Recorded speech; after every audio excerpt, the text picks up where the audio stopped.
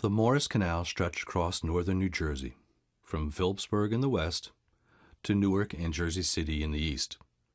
It was built almost 200 years ago, and for many years was an important part of New Jersey's transportation system. A canal is a long, man-made stretch of water. Canals have been used for hundreds of years to move people and goods, and are still used today. In the old days, mules walked on a towpath near the canal. The mules pulled the boats in the canal waters. A mule driver steered the mules along the towpath. The captain steered the boat in the canal.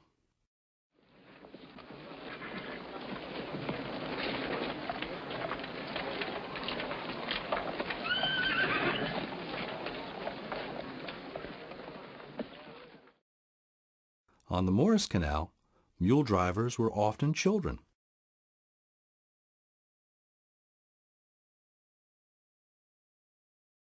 You might think of a canal as a water highway.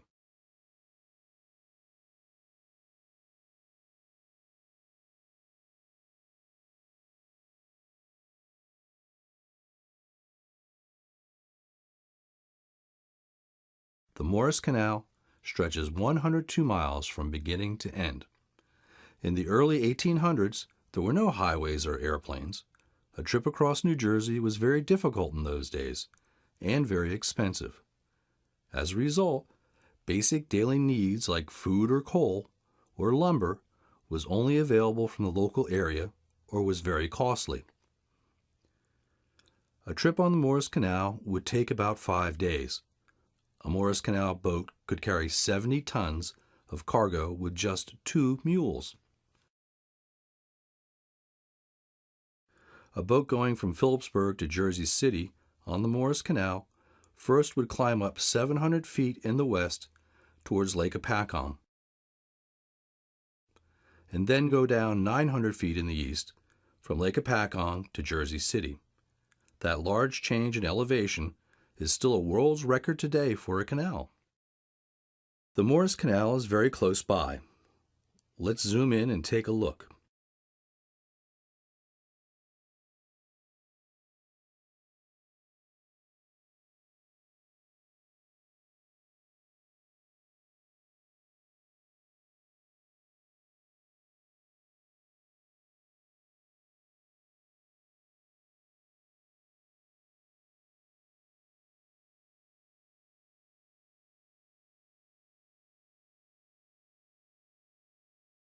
Does anyone recognize this building?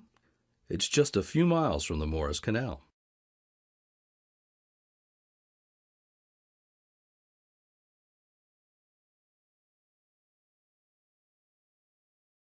We'll start our journey today in Phillipsburg.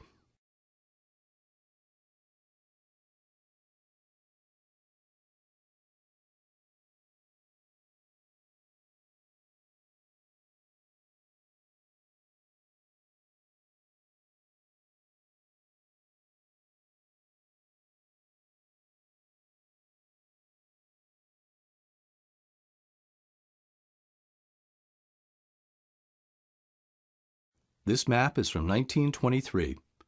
Many of the streets in Phillipsburg are laid out just as they were back then. The Morris Canal follows the Delaware River for a few miles on the edge of town. For many years, the canal was just as important as the streets or the railroads in town. This area is no longer a horse race track, but the park and baseball field that replaced it still has the same name.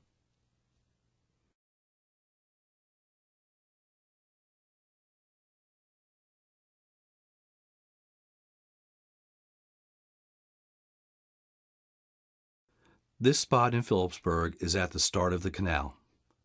Canal boats, usually loaded with coal, were towed across the Delaware River from eastern Pennsylvania. Some of you may be familiar with this spot. Nearby is the start of the Phillipsburg Train Ride Company. The Easter Bunny train, the Pumpkin train, and other trains powered by a steam engine start their journey right near the place where a canal boat would start its journey. How many of you have been on that ride?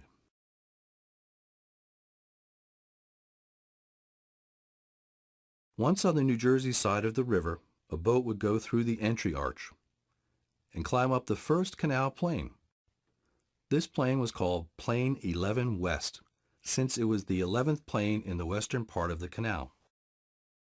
Today the plane is gone, but you can still see the incline to the river and the archway that marks the beginning of the canal.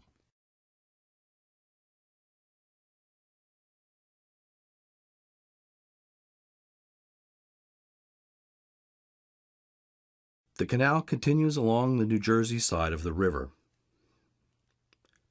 This section used to be a large basin for canal boats. Boats would wait here to be loaded up with coal. Today it is a skate park and a playing field.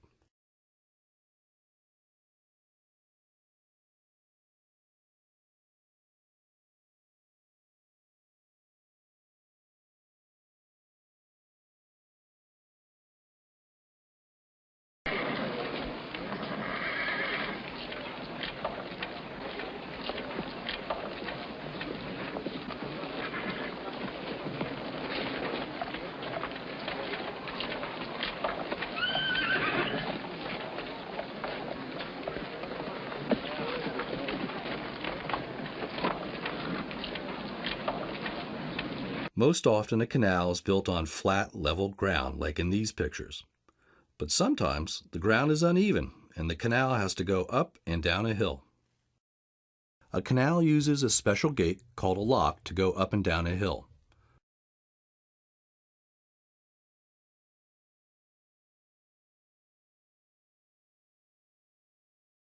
The boat goes into the open gate in the lock, and the gate is closed behind it. Then, water is poured into the lock, and the boat rises with the water. The other gate is opened, and the boat continues on its way.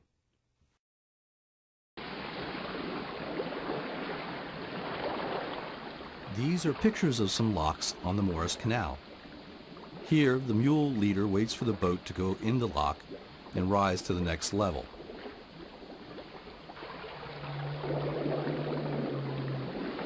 This machinery controls the heavy lock gates. When the gates are open, the water pours in.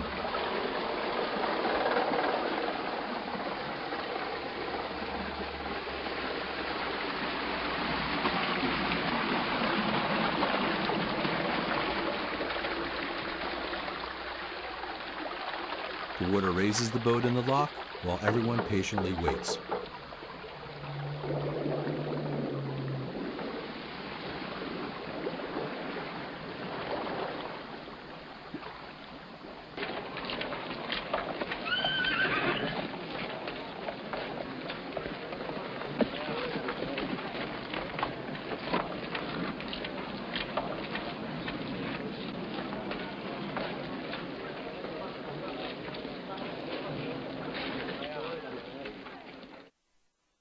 Look at the development on the hill near the canal. I wonder if they know an old canal is just down the hill.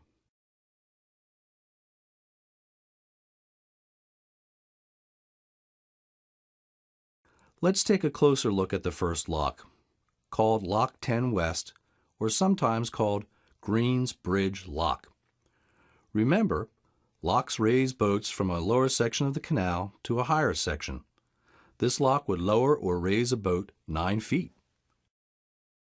In this old picture, you can see the upper portion of the lock and the lock tender's house. Notice the stone railroad bridge in the background. Today, Route 122 follows the path of the canal under the same bridge.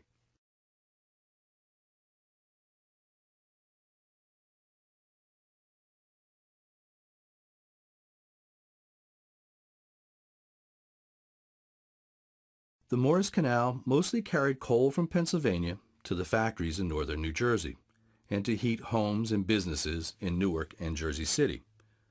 The canal also carried produce from the farms in the west to the large cities in the east.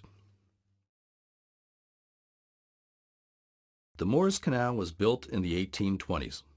The canal was very popular and traffic increased quickly. It was busiest around the time of the Civil War in the 1860s.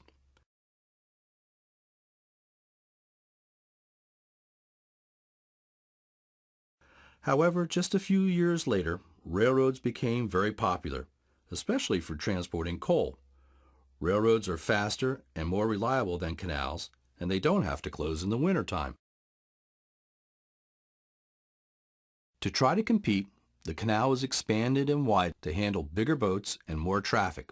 It didn't work, and the canal traffic dropped off very quickly. Finally, by the 1890s, there was almost no commercial traffic on the canal. The few boats on the canal were mostly loaded with tourists or someone out for a weekend boat ride. For many years, skating on the canal was a popular winter activity.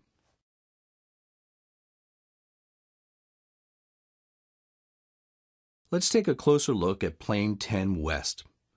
This plane carried a canal boat 45 feet up this hill.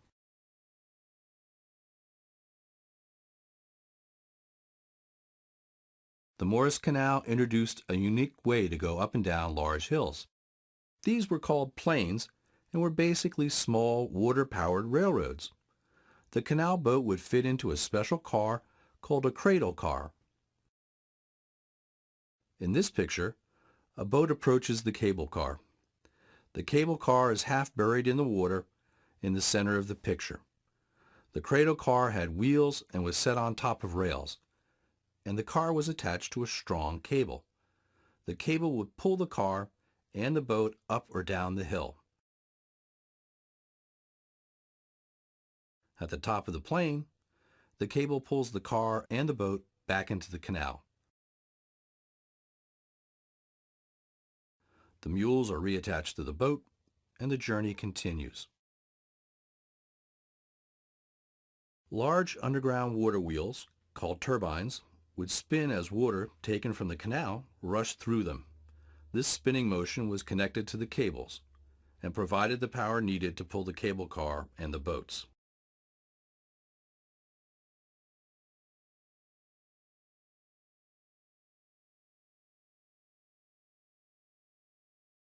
This is an actual turbine on display at Lopatcong State Park.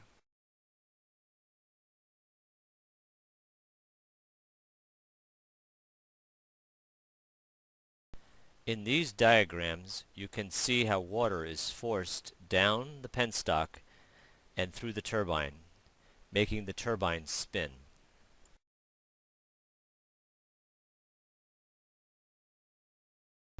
The turbine spins with enough power to carry the 70-ton boat up the hill.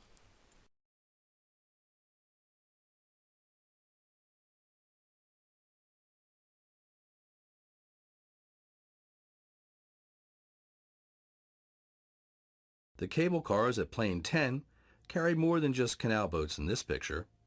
Two ladies in their Sunday best enjoy a ride up the hill. Today you can still visit this site at the Morris Canal Park at the edge of Phillipsburg. Notice the stones set on top of each other to support the plane.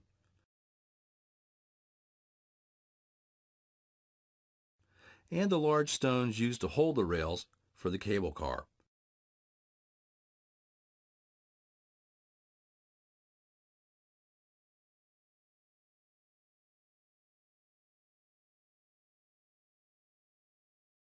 If you stand in just the right spot, you can imagine two ladies enjoying a Sunday ride.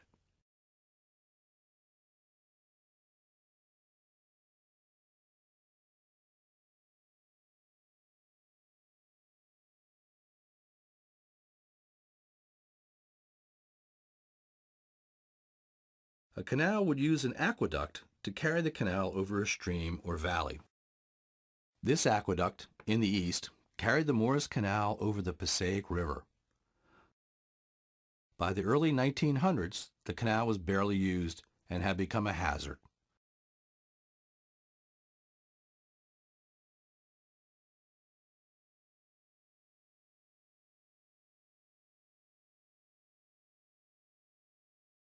In 1924, after 100 years of service, the state of New Jersey decided that the canal was too dangerous and expensive to maintain. So they abandoned the canal. To do this job, they hired the same man who organized the canal expansion in 1850. He directed the men as they drained the water from the canal and filled in the canal path with dirt and rubble. They also tore down the plains and aqueducts and filled in the locks. When the Passaic River Aqueduct was blown up in the 1920s, the workers felt very sorry for destroying something so beautiful.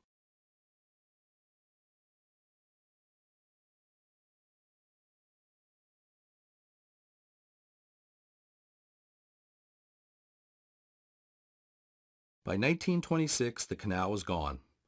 Only the occasional Morris Canal marker shows what the canal used to be. But there are still pieces left from the canal if you know where to look. This was Lock 1 West, near Lake Musconetcong in Stanhope. Today you can still see the top of the lock walls if you stand in the same spot to take a picture.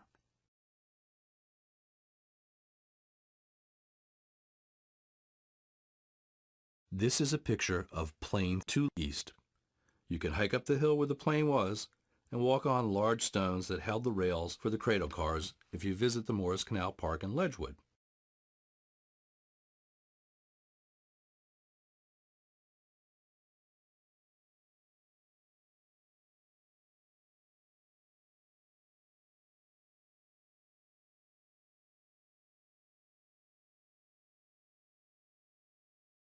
We finished our journey for today and ended up where we started.